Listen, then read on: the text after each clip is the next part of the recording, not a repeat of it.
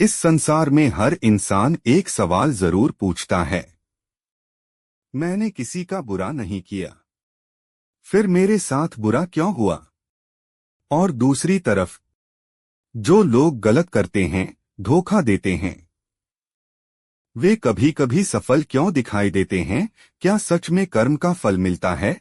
अगर मिलता है, तो कब? तुरंत, कुछ साल बाद, या अगले जन्म में?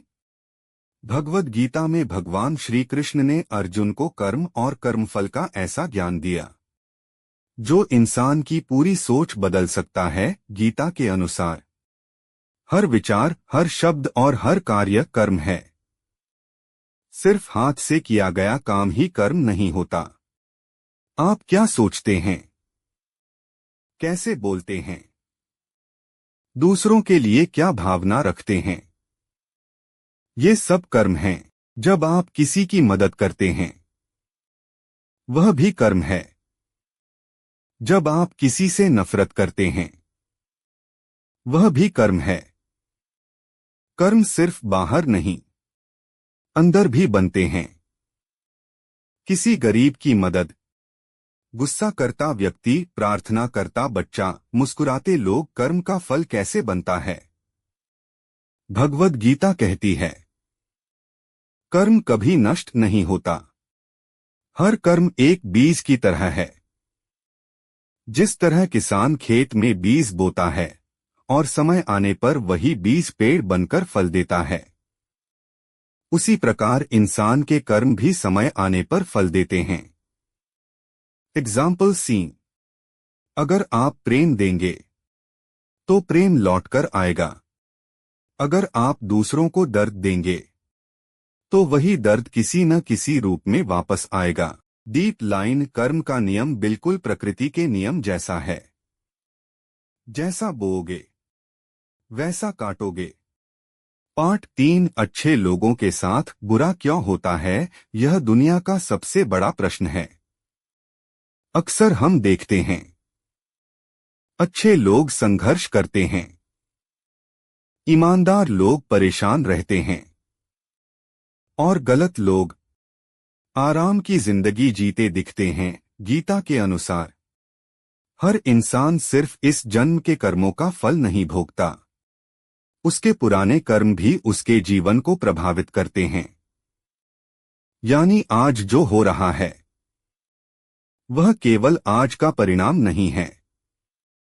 पावरफुल डायलॉग, कभी कभी भगवान देर करते हैं लेकिन अन्याय नहीं करते। पार्ट 4, कर्म और भाग्य का संबंध। लोग कहते हैं सब भाग्य में लिखा है, लेकिन गीता कहती है आज का भाग्य कल के कर्मों से बनता है, और आज के कर्म कल का भाग्य बनाते हैं।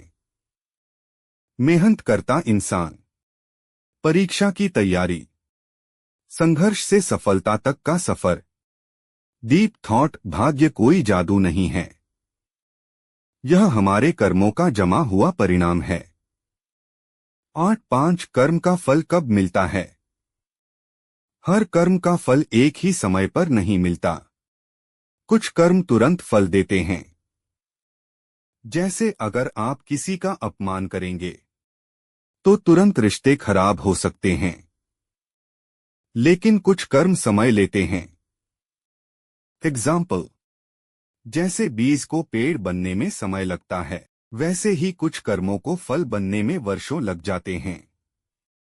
स्पिरिचुअल लाइन, कर्म का फल देर से मिल सकता है, लेकिन कभी खोता नहीं।